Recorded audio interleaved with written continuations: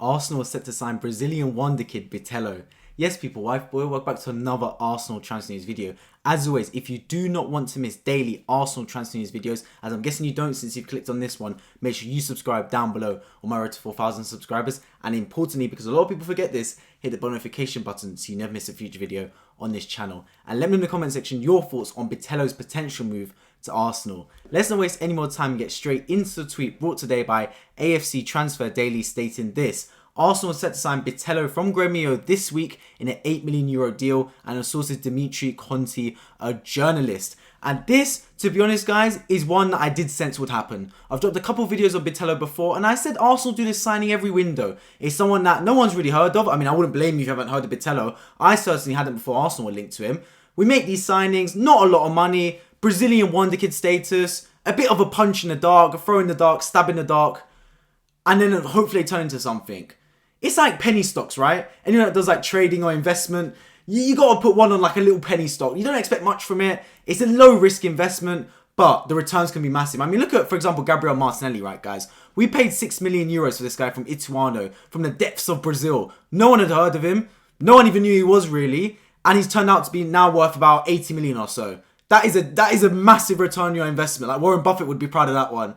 Obviously, players like Marquinhos, for example, yet to see what happens with him. And other times it's flopped. Do you remember when we signed Asano, the Japanese player? I don't think he played a game for us.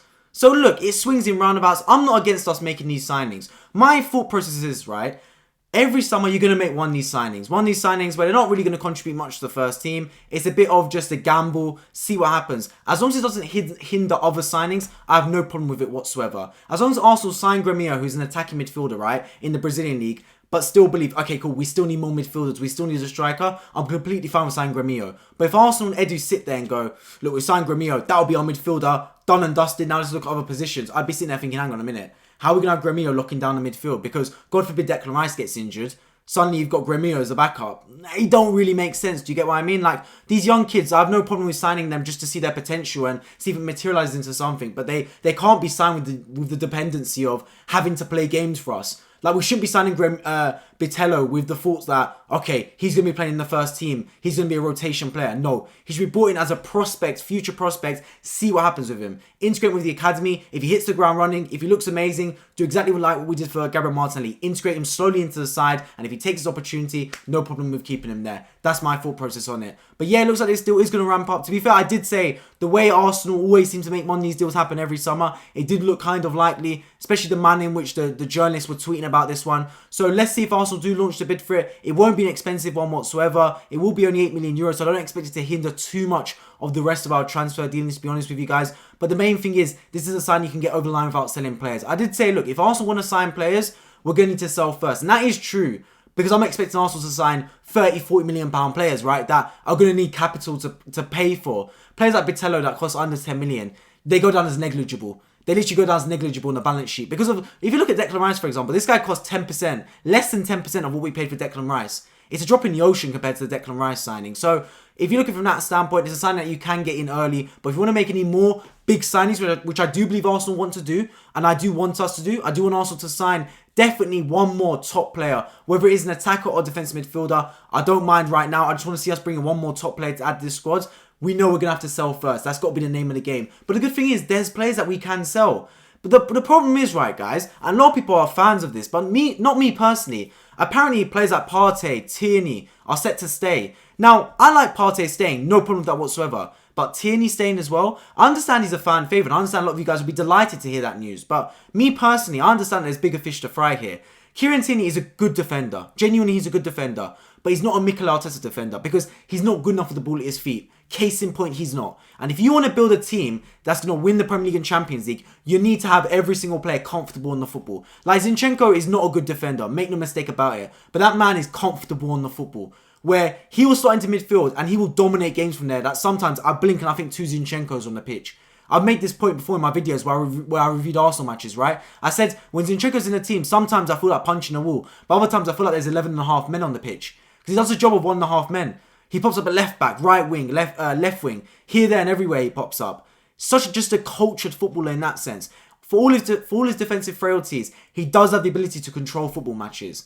And that's why Kieran Tierney, there's too much money to be left on the table to keep him around the club. Like, I don't mind us selling Kieran Tierney for 30, 40 million at least, I'd like to say. Bringing in a proper right winger like Michael Olise for 35 million and then using Kivio as a backup left back alongside Tomiyasu. I'm completely fine with that personally. Let me know in the comment section if you agree with me, guys, or you'd rather keep Kieran Tierney. But me personally, I don't mind now selling Tierney and using the money to sign Olise.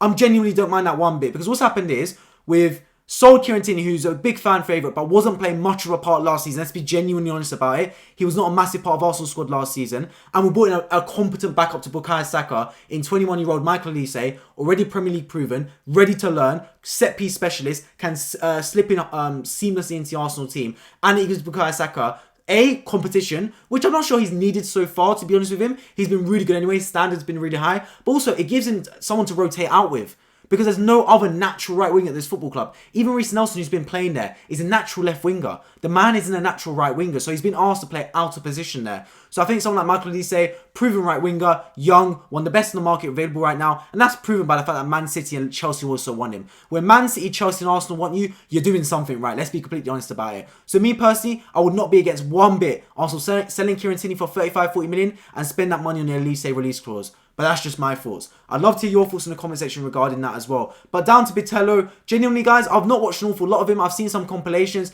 He seems like a player that can shoot from outside the box, which is good. I do think you need a couple players of your squad like that who could just lick it from outside the box. Xhaka was famous for that, right? But he's gone now to Bayer Leverkusen. I wish him the best there. But you do need a couple players that every now and then have got threat outside the box. Because if you know that the only way you're scoring is if you walk into the net, teams will just defend that low block, and it gives them even more of an impetus to just sit back.